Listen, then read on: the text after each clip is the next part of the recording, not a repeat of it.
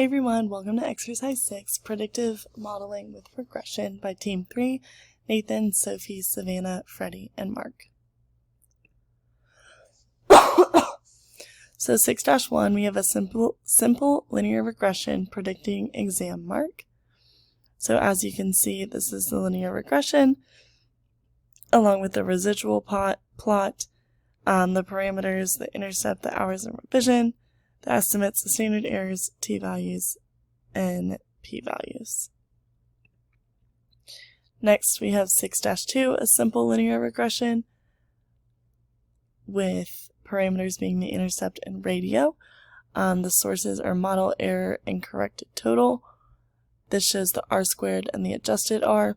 So the regression equation is 289.79 plus 68.98 times radio advertising spent.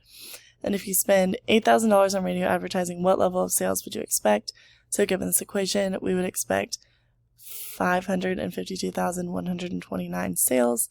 Radio and overall model are significant as the p-value is less than the critical value of 0.05 significance, and the adjusted r-square is 0.3128, so about 30% of the data can be explained by the radio advertising spend. And then using the multiple regression, the parameters being the intercept, radio, TV, press, and TV times radio, r-squared is here, adjusted r-squared is here, and also here.